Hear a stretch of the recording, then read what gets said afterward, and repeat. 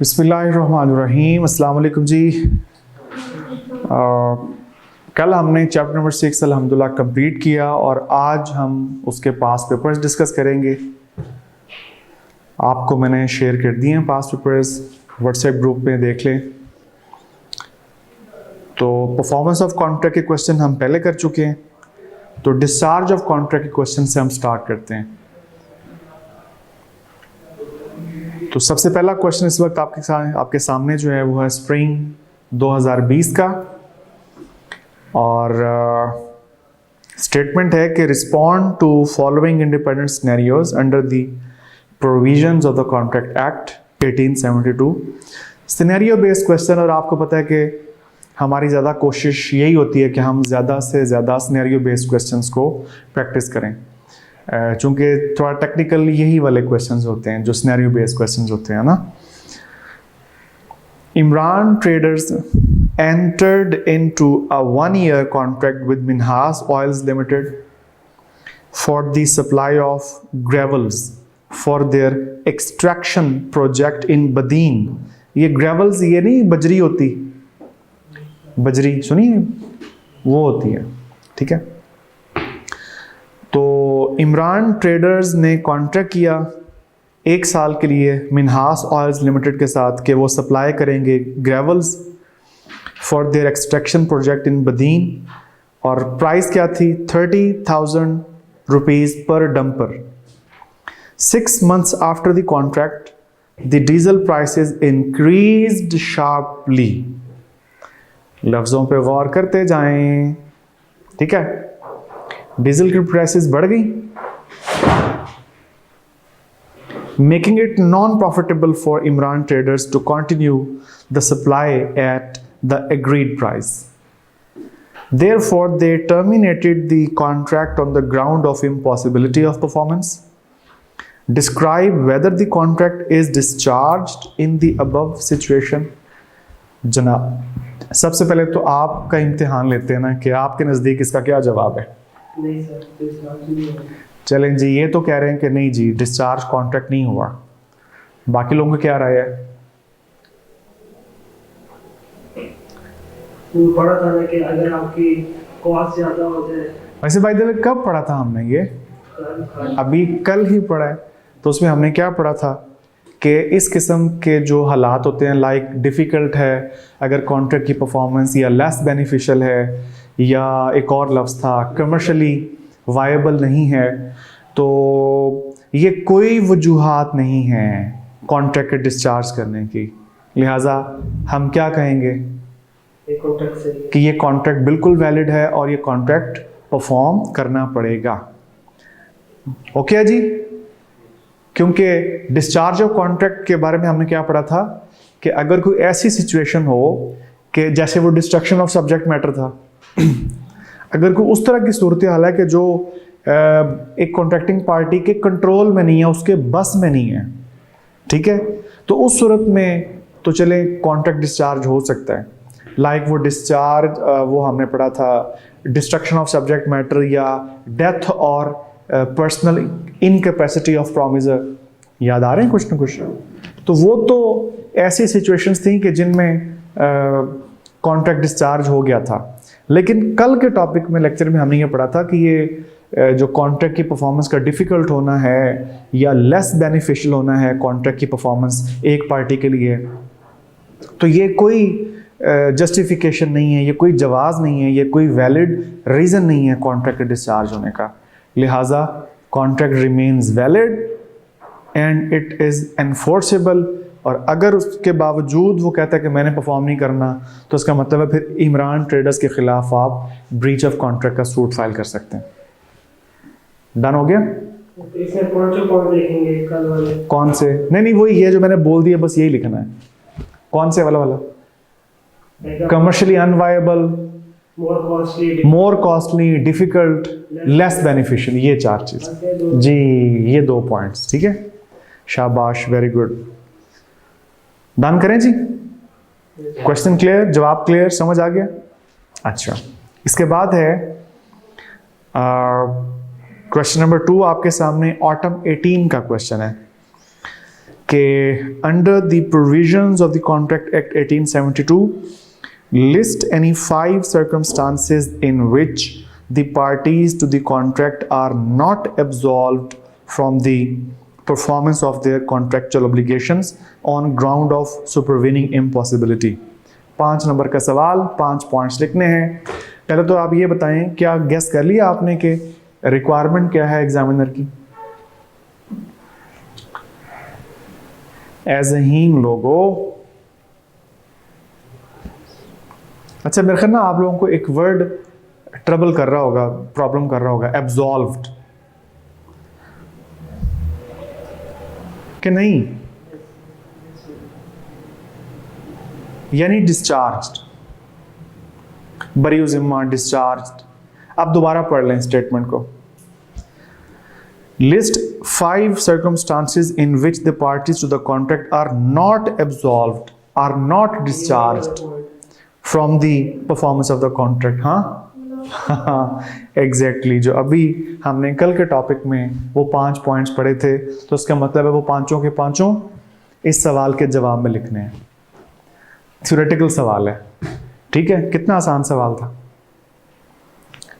चले next point पे चले, क्वेश्चन नंबर 3, और ये ऑटम 15 का सवाल है, और लग तो यही रहा है कि ये भी डिस्क्रिप्टिव क्वेश्चन है, थ्योरेटिकल सा है। What is meant by discharge of a contract? Briefly describe the modes of discharging a contract by a mutual agreement। जी कोई गेस करेगा? सवाल का पहला हिस्सा क्या है? डिस्चार्ज ऑफ कॉन्ट्रैक्ट को डिफाइन करना है। तो आप याद करें, जब डिस्चार्ज ऑफ कॉन्ट्रैक्ट का टॉपिक शुरू किया था तो सबसे पहले हमने क्लास में ये डिस्कस किया था। नहीं याद आ रहा होगा? या अल्लाह बच्चों को याद आ जाए, आमीन सुमा आमीन।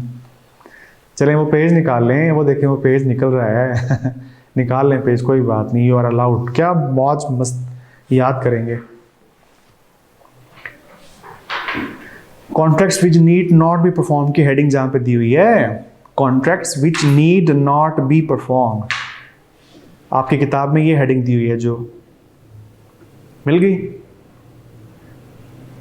इसमें लिखा हुआ है कि कॉन्ट्रैक्ट को परफॉर्म कर लें तो डिस्चार्ज होगा, नहीं मिला?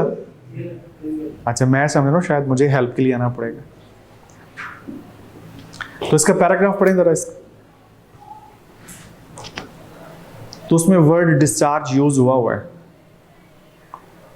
कि आमतौर पे जो तरीका है कॉन्ट्रैक्ट के डिस्चार्ज करने का वो क्या है कि कॉन्ट्रैक्टिंग पार्टीज कॉन्ट्रैक्ट को परफॉर्म कर दें, अपना अपना पार्ट ऑफ कॉन्ट्रैक्ट परफॉर्म कर दें, तो इस तरह कॉन्ट्रैक्ट डिस्चार्ज हो जाता है, मतलब कम टू एन एंड हो जाता है। ठीक है, तो ये हो गया डिस्चार्ज ऑफ कॉन्ट्रैक्ट। अच्छा दूसरा हिस्सा क्या है? Modes of discharge of contract हमें बताने हैं बाय म्यूचुअल एग्रीमेंट। अब आप याद करें, मैंने गालिबन बोर्ड पर लिखा था कि डिस्चार्ज बाय म्यूचुअल कॉन्सेंट या डिस्चार्ज बाय एग्रीमेंट में जो तरीके आते हैं उनमें एक नोवेशन है, ऑल्ट्रेशन है, रिसीजन है। नहीं अभी भी याद आ रहा? याद आना शुरू हो गए? कौन कौन से? नोवेशन, ऑल्ट्रेशन और रिसीजन। ठीक है, और फिर कुछ आगे भी चीजें थी, ये तो इकट्ठी थी ना। फिर एक वेवर भी था, मतलब वेव कर देना। एक रिमिशन भी था। रिमिशन का मतलब याद करें, मैंने आपको बताया था कुछ कम कर देना, कुछ माफ कर देना। बता दें कुछ हल्का फुल्का सा याद आ रहा है? चले बताएं फिर क्या एग्जांपल थी रिमिशन की जो मैंने क्लास में दी थी। रिमिट कर देना मतलब कम कर देना, माफ कर देना। एग्जांपल दी थी रिमिशन की, या उससे मिलती जुलती एग्जांपल दे दें।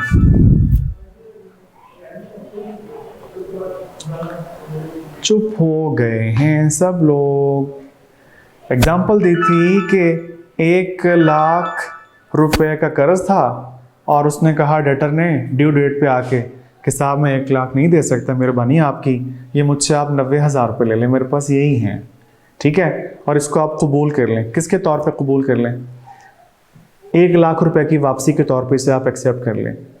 तो वो भी आप लोगों की तरह अच्छा बंदा था, जो क्रेडिटर था, उसने कहा हाँ ठीक है ओके। तो इसको हम क्या नाम देते हैं फिर? रिमिशन, ठीक है, यानी कम कर दिया गया, कुछ माफ कर दिया गया, तो ये रिमिशन है। और वेव भी बताया था आपको,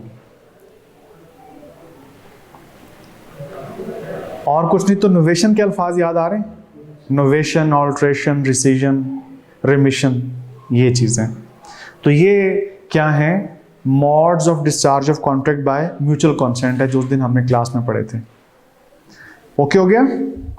क्वेश्चन नंबर 4 की तरफ आते हैं जी। Lalchi traders agreed to supply cotton yarn to Farzi textile limited at a fixed price for 1 year. 3 months after the formation of the contract, the price of yarn increased sharply, making it commercially unviable for Lalchi traders to continue the supply at agreed price. Therefore, they terminated contract on ground of difficulty or impossibility of performance.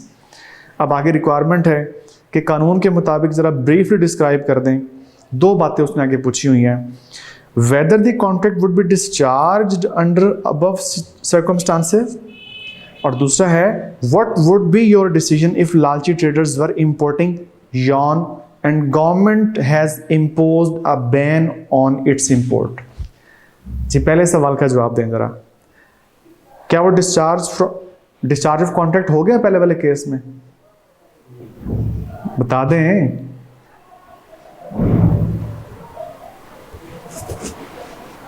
हालांकि उसने वाज़ेह तौर पे hint दिया हुआ है, commercially unviable. उन्होंने कहा हमारे लिए कमर्शियली अनवायबल है उसी प्राइस के ऊपर प्रोवाइड करना। कॉन्ट्रैक्ट डिस्चार्ज हो गया? नहीं हुआ, यही तो हम पूछ रहे हैं आपसे, ठीक है। और दूसरे का क्या जवाब होगा, दूसरे पार्ट का? अरे बाबा इसी तरह का सवाल अभी थोड़ी देर पहले आया था ना। अच्छा, अब दूसरे पार्ट का सवाल का जवाब बताएं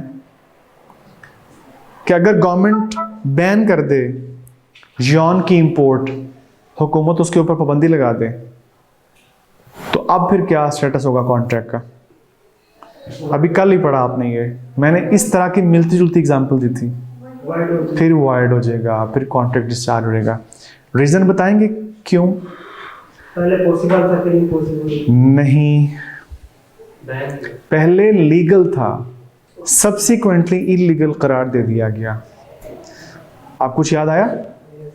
कल 2 टॉपिक पढ़े थे, कौन कौन से वाले? सब्सिक्वेंट इम्पॉसिबिलिटी और सब्सिक्वेंट इलीगैलिटी। तो ये एग्जांपल कहाँ पे कोट की थी? यहाँ पे देखें, इंपोर्ट लिखा हुआ है, मैंने कल एग्जांपल आपको दी थी एक्सपोर्ट वाली, ठीक है। तो ये सब्सिक्वेंट इलीगैलिटी में फॉल करेगा, तो इस केस में कॉन्ट्रैक्ट डिस्चार्ज हो जाएगा। डन करें जी, आगे चलें। अच्छा, 5th क्वेश्चन है स्प्रिंग 2013 का। Imran contracted with Yusuf for taking bricks to the 2nd floor of Yusuf's under construction house. Language समझ आ गई? बताएं। अच्छा, however stairs to the 2nd floor were blocked as Yusuf had dumped some construction materials on the stairs. Discuss the rights of Imran. जी, ये कल का topic नहीं है, ये पिछले हफ्ते हमने ये पढ़ा था। देखते हैं किस किस खुश नसीब को याद होता है। चले हिंट दे दूं टाइम बचाने के लिए। हमने एक टॉपिक पढ़ा था जिसमें मैंने ये कहा था कि प्रॉमिसर ने जो प्रॉमिस परफॉर्म करना है तो उसमें प्रॉमिसी की असिस्टेंस रिक्वायर्ड थी। नहीं याद आया? मतलब प्रॉमिसर तब अपना प्रॉमिस परफॉर्म कर सकता था जब प्रॉमिसी उसको असिस्ट करता। कोई ऐसा पॉइंट आया था? हल्का फुल्का सा याद आ रहा है? नहीं आ रहा? थोड़ा सा। तो ये वो वाला है, ठीक है। और यार हाँ ना तो कर दें। चलो शुक्र है। तो इसमें फिर लिखना क्या है? वो प्रोविजन लिखनी है। दिखाए, बोले सफ़ा नंबर कौन सा है? सबको पता चल जाएगा।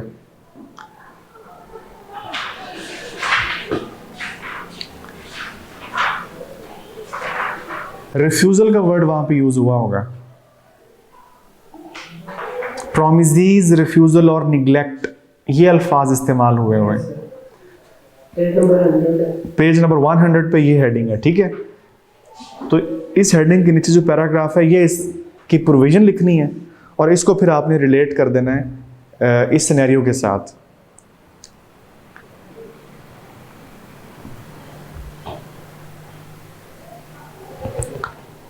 लिहाजा इमरान जो है वो डिस्चार्ज है और इमरान का हक है कि वो डैमेजेस के लिए सूट फाइल कर सकता है, कॉम्पनसेशन ले सकता है। किससे? यूसुफ से। वजह बताएंगा कोई? इमरान कॉम्पनसेशन लेने का राइट क्यों रखता है यूसुफ से? क्योंकि इमरान ने जो काम करना था उस काम को करने के लिए यूसुफ की असिस्टेंस ज़रूरी थी। बताएं, वो जो चिड़ियाँ उसने डंप सामान पड़ा वो उठाना किसकी जिम्मेदारी है? वो तो लैंडलॉर्ड की जिम्मेदारी है ना, यूसुफ की जिम्मेदारी है, ताकि वो रास्ता साफ हो, ताकि वो ब्रिक्स को निचले फ्लोर से ऊपर के फ्लोर तक पहुंचा सके। ठीक हो गया ना? जब कॉन्ट्रैक्ट बना था तो ये तो नहीं कहा गया था कि आपने ये रास्ता भी साफ करना है। सिर्फ क्या कॉन्ट्रैक्ट हुआ था कि ब्रिक्स लेके जानी है नीचे से ऊपर वाले फ्लोर पे, बस ये बात तय हुई थी।